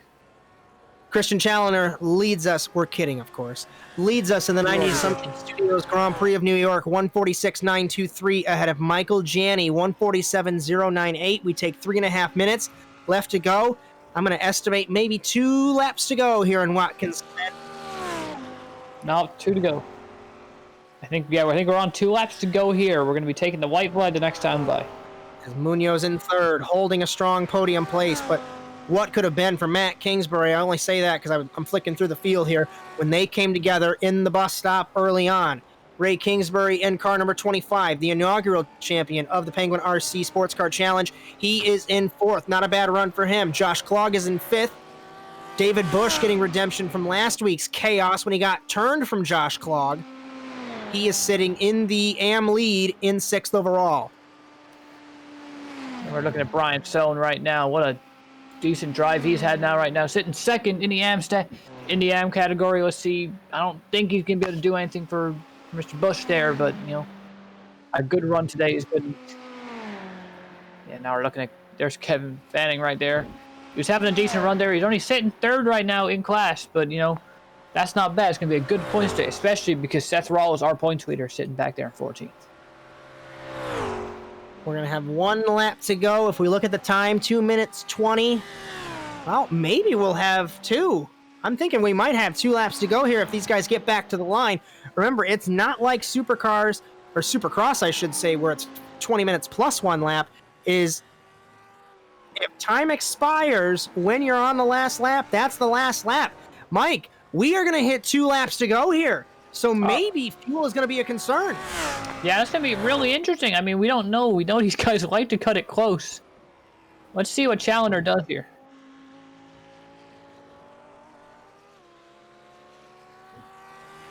Janney got really loose off of turn 1. I hate to not talk about the lead, but I think Janney might have burned up his stuff trying to defend from Christian Challenger in car number 7. Podium has not changed. Yeah, it's looking like our next best battle right here is between Kingsbury and Klog, and even that's getting a bit of a big gap there. We see them going by the lap car of Peter Houston there.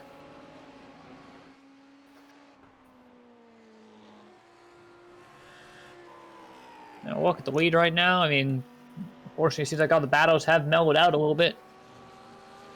We couldn't have had 45 minutes of action with how crazy this race was, though, so I'll take it. I'll take a quiet finish. Just a couple programming notes, and of course, we will mention these later on in the show. Next week, for the Penguin RC Sports Car Challenge, we are actually off, I do believe. It is an off week for this series. Next week, Hell on Wheels Spectacular by iDrive Sim Training for the Sim Racer Coin NASA Rallycross Challenge, presented by Nitro Circus, powered by the Automotive Sports Network. We are in Lankbanen, in Hell, in Norway. That's going to be a great race. Don't forget, this Wednesday, so in 2 days, the iDrive Sims Training Barcelona Bash from Circuit de Barcelona, Catalunya, presented by Nitro Circus, powered by the Automotive Sports Network for that series as well. So plenty of stuff going on the Nitro Circus Twitch. You'll follow the socials, and we'll figure it out all together. 10 seconds left. Challenger's going to have to make one more lap because you know that he would not pull over, and Janney would not respect him pulling over, so white flag in Watkins Glen. Yeah, you see him now coming into turn 1. Janney trying his best to maybe get any sort of run here. I'm a bit confused as to why they're taking such a wide line off there. I've never found out to be gaining much of an advantage. I feel like holding it tight there, you're losing a bit less speed on that little flick back you have to do to avoid the dirt there. But hey, these guys are the pros here. It's the reason I'm up in the booth here as he comes down the backstretch now. Bus stop for the final time. The corner that proved so tricky, corners, I should say, the section that proved so tricky for so many drivers. Nicholas Laubish, Ray Kingsbury, Matt Kingsbury. Granted, that was not of his own doing. We had Michael Janney very loose there. Christian Challoner, perfect throughout the race. Down the chute, into the boot, down to the toe. One of the trickier corners, like we mentioned on this circuit. So hard to get the corner right. We saw so much side-by-side racing throughout. Down the sole of the boot, of the foot, whatever you'd want to call it, down to the heel. And we got one sector left for Christian Challoner to make it 2 race wins in a row. And my friend Chad Irvine would say that this is a lot like what he called last season. Turn 9. Final short chute and the final couple of corners that bit Peter Houston, Ray Kingsbury, and Nicholas Laubish. What could have been for the German if he did not have those issues, but he'll have to wait a couple weeks. Christian Challoner, final corner. He will take the points lead off of the final corner. 90-something-studios Grand Prix of New York to Christian Challoner ahead of Michael Janney, who comes home in second. And Daniel Munoz will come home in third. Depending on who you are, you'll either be ecstatic like Cody Erdman or upset if you're Matt Kingsbury as the Panamanian driver on the podium. And inaugural champion Ray Kingsbury will come home in the 4th position ahead of his teammate Josh Klog. So I'm thinking that Spark LLM will certainly increase their points lead in the Constructors' Championship as David Bush will win the amateur category ahead of Brian Sohn and Kevin Fanning. So that podium is sealed. And what a race today in New York, Mike.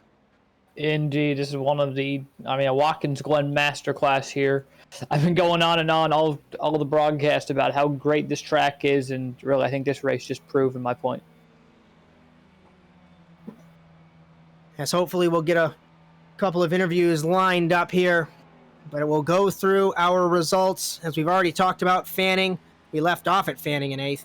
Brandon Lambert in 9th, Kieran Forrest 10th, 11th Brokaw, 12th Schofield, 13th Christian Ost, 14th Seth Rawls, 15th Houston, Wellwood, Kingsbury, Laubish, Moftaw, Stewart, and rounding out the field is Steve Lane. If it was real life, I'd say we're worried about the condition of him after he speared it into the tire barrier, but luckily in virtual iRacing land, we don't have that issue. So what a race, what a drive, and what a show between those top 2. Indeed. Now we're just waiting on getting a couple of our guys into our media pen. We're going to pull them in for a couple interviews. We're looking for the top 3 in Pro, and I think we're going to probably take Mr. Bush in the AM class. Yes, we will. We'll wait a couple moments while we're waiting for our media pen to gather up. Charley Daniels, Twitch land summary tonight. What a great time we all had in chat over here. Lots of Janney and Challoner fans in chat screaming for their driver. And at the end of the day, the Janney fans were a little disappointed, but happy he got on the podium and got the points. And we'll look to rebound next week for him. Also, just wanted a quick shout out to all the new followers. Thank you all so much for joining the channel. If you haven't said hello in chat, please do. We've got the best chat on the planet. Best community on any social platform. Love this group. Easy to, we don't even need moderators in this channel because everyone's so on top of being good people, good neighbors, and just having a good time in here. So much love and thanks for all the support from everyone. Back to you guys. And thank you, Charley Daniels. So we're still waiting for our media pen to gather up. And let me see if we have anyone available. Let's do this. As Daniel Munoz, it's Josh Mertz in the commentary box. You got a copy? Hey. That was fun. As how was your race from your perspective? Well, I mean, the beginning, the first race was, like damage limitation, and I was trying to push just to get P8 because I knew that starting in the mid pack, was going to be crazy later on in the Fisher race. So I was just trying to, because I saw Matt trying to overtake me, and I was like, okay, all right, I'll give you the position, and I'll just stick, to behind you. But later on, I found that the guy was, a bit slower, so I was like, okay, I'm gonna go for it. And at the end, the other guy spun, so I was able to get the overtake, and for some reason, I got P1. And I mean, my setup was for straight line speed basically, and I'm so happy because I knew I was like zero. 0.5 seconds slower than the guys ahead, so I knew they were gonna catch me. I was just hoping for one of them to actually crash, like this guy did from the Urano Sports. So that was fun. Like the guy spinning in front of me at the bus stop, so that was kind of fun. And of course, Christian racing with Christian was pretty fun as well. So I mean, it was very respectful, and that is what I'm actually expecting from this championship. So yeah, good fun.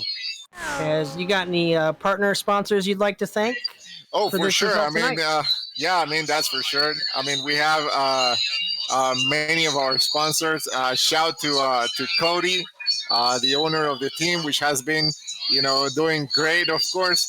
And as far as for sponsors, for sure, we do have Patriot Media and Marketing Services, the ASN, and of course, and Raise Energy. I mean, it's amazing. All Great right, buddy. driving Well, today. I'll let you go tonight. You had a great race, and we will see you in a couple weeks. All right, same. As I don't know if we're gonna get Michael Janney. Let me see. We will pull in our race winner, Christian Challenger, Mike Berry. I don't know where you are, but I'd really prefer if you took this I'm one. here. I'm here. I got this. With our race winner, we will get Janney in just a moment. But Mike Berry, he's all yours. Yeah, Christian, you had such a bit of a hard-fought battle here tonight. I don't know. Take us through, I guess, that race. I mean, did you put on a hell of a show tonight with Mike?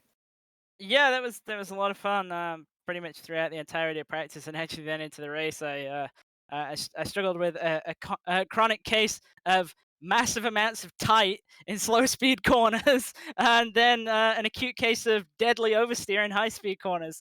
And I never really did get it fixed, but turned out it was like just about good enough to get it done. I mean, I feel for sure that both Michael and Nicholas were actually faster than me. Completely honestly shocked to get Michael at the end there, because when he got to the back of me, I just let him go. I mean, actually at the time I was looking at it and I saw that Nicholas obviously made his mistake when he was in the lead. He went back there and I could see that he was only about 3 seconds behind at the time. So the plan actually at that point was to use Michael to pull me away from Nicholas and hopefully hold on to second. But opportunity was there at the end with the lap car. Went to the middle. Was really surprised Michael didn't cover that off actually. And yeah, just got it done. But it was just so difficult to pass. I seem to always run more wing than the rest of these guys. Obviously in the heat, I just couldn't pass anybody at all. There was a couple of times where I had a run, so to speak, but I never was able to get alongside. And you saw with Daniel in the future that I could get alongside, but that was about as much as I could do. So then I had to try and get him somewhere else. And I think we went too wide for the entirety of the boot section or something like that. That was really really cool. That was a lot of fun. Same going too wide with Michael through the bus stop as well. I mean, yeah, it's just great to be able to do that, and know that you're actually going to be given space and whatnot. Really, just really really tough battling throughout the whole night, but yeah, a ton of fun. Yeah. So something that our producer pointed out to us, Victor. He said that last year you said you ran or last season you ran a little bit less wing than a lot of the guys in GT3. What was your decision to change your philosophy in terms of for this race and even for maybe the rest of the season? To be honest, it's mainly about kind of building baselines that will then sort of go through and be used, like actually for the fixed setups. So that's actually mostly what it's about. And that's kind of why they're sort of centered around 6-wing for the past 2 weeks, even though that's not necessarily ideal. And then say if we go to track with longer straights, they'll kind of probably drop down to 3. If we go to anywhere with super twisty sections. It'll go up to 9, and I'm sort of locked into that. I'm allowing myself to move one position either way, but I really don't want to deviate a whole lot because I'm kind of using it to to sort of facilitate better fix setups. Yeah. And another thing I want to talk about too is we know that you're running the Audi in this series to get a feel for why people like it. I already know the answer to this question, but for all of our viewers, you learning some things about it? Yes, I am. I think I've got a decent-ish handle on why people generally like the car. That was not fun around here tonight, though. I mean, you saw Nicholas is just extremely good, and he had a couple of moments and whatnot. So that gives you an idea of how hard that thing was to drive around this place. So definitely would have had a better time in terms of just driving the car if I'd have picked literally anything else in the class. But I am kind of starting to pick up on why people like the car. But I mean, as you saw there, it's not exactly like the McLaren is a slow car. Like that's plenty good enough to take the fight to the Audi. And honestly, I think the other cars are as well. We just tend to not really see many people picking them, and a little bit disappointed. Obviously, last season around the BMW, and I thought the BMW was really good. We see in the endurance races, everybody likes to go in the BMW. So there's definitely some unknowns out there in terms of what makes people pick what cars and so on. But it's just a case of just continually digging into it, and this is part of it. Like I said last week, there's nothing better than outright competition for trying to figure things out. And that's exactly why I'm here doing this, and exactly why I'm, to be honest, running a car that isn't my favorite. I would much rather be driving, say, even the Ford GT, or actually, I really do like the McLaren, but made the decision that I was gonna drive the Audi, and that's where we're at. Yeah. And just to wrap it up, anybody you want to thank? I mean, maybe sponsors, family, anything like that. Mainly just give a shout out to everybody in the racing. Actually, obviously Michael had a great race tonight. Daniel for that just incredible 2 wide for that whole lap. It felt like, it wasn't quite the whole lap, but it felt like a whole lap. Obviously Nicholas for kind of just being a great benchmark in the Audi to kind of shoot for as well. It's just a really great series to learn a lot about cars, and everybody is really fun to battle with. You can really have close, hard-fought racing without fear of somebody kind of taking you off or being overly aggressive or whatnot. So yeah, everybody in the series, everybody who organizes the series, and you guys for broadcasting. And thank you very much, Christian, for coming. Congrats on the win. That's Christian Challen, everybody, our winner tonight at Watkins Glen. Next, we're going to be joined by the second place finisher, Mike Jan. You got a copy? Hey, how's it going, guys? Thanks for having me. Mike, that was a really interesting battle you had there. I mean, you were Christian was saying you were the faster guy there, but let's talk about those 45 minutes. Well, that was one of the best races I've had in a long time with Christian, because it's just the confidence and knowing that the guy next to you, if you're sending it, isn't going to hit you, is just the best feeling ever, because you can really do some spectacular moves. And I think the respect shown, I mean, Christian was just phenomenal that race. And I'm going to have to disagree with him, because I think he was quicker car, because he was literally just holding on to me the entire race, and then when it mattered, he didn't mess up and he pulled the move. So I'm gonna say that he's definitely the quicker guy tonight, but just marginally, I think, because looking at the scoring chart, I'm only 100th off of him overall. So yeah, it was pretty close. A lot of fun though, and working through that traffic early on, really challenging, but had some great moments. I don't know. I think it was Christian Ost I was too wide with for a good portion of a lap, and that was just a blast. That was great respect shown on both sides, and yeah, I mean, it's exactly what I wanted in terms of a result. Made it a little bit easier when Nicholas made the mistake coming out of the bus stop. So I'm not sure I would have had second if he was still in the race, because he was definitely the quickest out there today, I think. Yeah, it's hard to disagree with that. I mean, he was so strong. You want to also talk about I had a question. Okay, I lost it here. Josh, you got anything to say real quick while I think of it? I just want to hear like your opinion on that 3 wide pass that Christian made, because we all lost our minds up here. Like how what went through your mind when that happened? See, I knew we were coming up on like 3 or 4 to go, and I knew I didn't want him to be in the draft where he was. So I went left, and I'm like, I want to see if he sends it. I'm like, I literally want to see if Christian's gonna do this. And so he pulled it in the middle, and I like lost my mind. I'm like, oh my god, he's going for the move. So that was just beautiful, beautiful racecraft. And yeah, my logic there was, okay, I let him buy now, and then I can get him on the last lap in the draft. Unfortunately for me, 2 laps later, coming into the bus stop, I got really loose in the draft because the front end just totally started to float, and I lost like a second. And at that point, I was out of the draft range. It's about 9/10, I'd say, is probably the range. And at that point, we're so even paced that it just he has the win at that point. I was trying the whole race to break that draft, and he just held on there and never let me go. Did you burn up your stuff trying to catch him at all? I don't think so.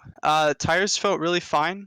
I mean, honestly, I think it was more of just the race fatigue, because I was so exhausted from holding that the whole time. And at that point, it was like he gets by me, and then slight mistake, and it's like, oh, it demotivates you a little bit. But then the next lap, you're like, all right, I gotta get in this lap. I gotta get in this lap, and then maybe it's like you overpush here. So it's like, it's definitely a learning experience to keep your head calm when you need to make the move. As I real remember quick, my Mike, question. you remembered it now? Yes. So I was gonna say, if my math's correct, you're about 23 points back in the standings right now. You think you're gonna be? I mean, that's about a half a race worth of points. How difficult do you think it is going to be to catch Christian these next 6 weeks? It's going to be really challenging because the win means so much in terms of points. So I'm going to definitely have to pull a couple wins out of here, or just start finishing above Christian because, yeah, winning the sprint is really fun, but it then puts you behind the 2 guys you need to beat in the feature. And it's going to be so much fun. I mean, last season was awesome fighting with Josh for the win, and I think that this season fighting with Christian's going to be just, I mean, equal if not better, just because our driving seems to be pretty much identical on both Sebring and this track in terms of pace. Yeah, definitely. I mean, you guys are I mean, I coined you guys. You're basically our Bush, Harvick, and Truex for all of our NASCAR fans out there this season. I guess to wrap this up, is there anybody you want to thank?